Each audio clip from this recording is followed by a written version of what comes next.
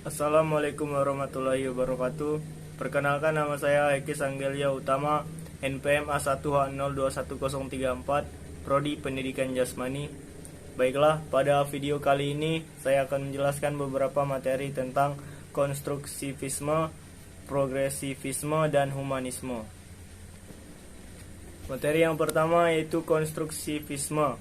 Konstruktivisme merupakan landasan berpikir atau filosofi pembelajaran konseptual, yaitu bahwa pengetahuan dibangun oleh manusia sedikit demi sedikit, yang hasilnya diperluas melalui konteks yang terbatas dan tidak sekonyong-konyong.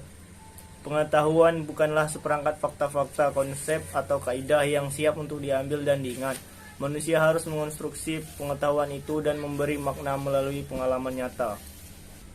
Ada beberapa kelebihan dari konstruktivisme, yaitu yang pertama, siswa berpikir aktif dalam proses pembina pengetahuan baru.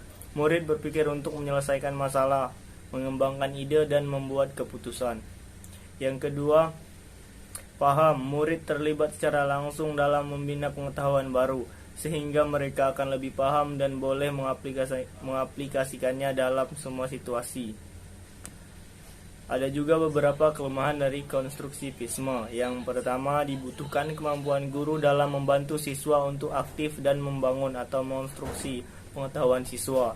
Yang kedua, lembaga pendidikan atau sekolah masih belum bisa optimal menciptakan masyarakat pembelajar. Pendidikan masih banyak dipahami sebagai proses transfer pengetahuan semata dari guru ke siswa.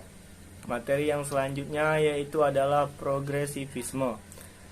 Telah melakukan dasar-dasar kemerdekaan dan kebebasan kepada anak didik. Filsafat progresivisme merupakan the liberal road of culture, yaitu kebebasan mutlak menuju ke arah kebudayaan.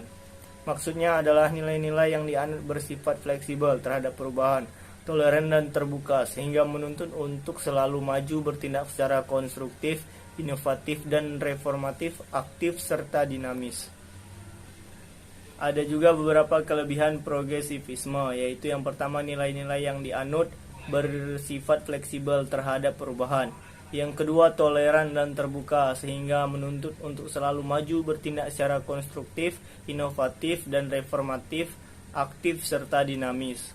Setelah kelebihannya, kemudian ada kelemahannya, yaitu yang pertama, progresivisme terlampau menekan pada pendidikan individu. Yang kedua, kelas sekolah progresif, artifisial atau dibuat-buat dan tidak wajar. Materi yang ketiga yaitu humanisme. Berpandangan bahwa pendidikan berpusat pada subjek didik, belajar akan optimal apabila siswa terlibat secara penuh dan sungguh serta berpartisipasi secara bertanggung jawab dalam proses belajar. Proses pendidikan berpusat pada subjek didik. Hal ini peran guru dalam proses pendidikan sebagai fasilitator dan proses pembelajaran dalam konteks proses penemuan yang bersifat mandiri. Ada beberapa kelebihan dari humanisme, yaitu yang pertama, teori ini cocok untuk diterapkan dalam materi pembelajaran yang bersifat pembentukan pribadi, hati nurani, perubahan sikap, dan analisis terhadap fenomena sosial. Yang kedua, menciptakan pembelajaran di mana siswa merasa senang, bergairah, berinisiatif dalam belajar dan terjadi perubahan pola pikir, perilaku dan sikap atas kemauan sendiri. Kemudian ada beberapa kekurangan dari humanisme, yaitu yang pertama, siswa yang tidak mau memahami potensi dirinya akan ketinggalan dalam proses belajar. Yang kedua, terlalu memberi kebebasan kepada siswa. Mungkin hanya itu saja video yang bisa dapat saya sampaikan pada kali ini. Lebih dan kurangnya saya mohon maaf. Saya akhiri. Wassalamualaikum warahmatullahi wabarakatuh.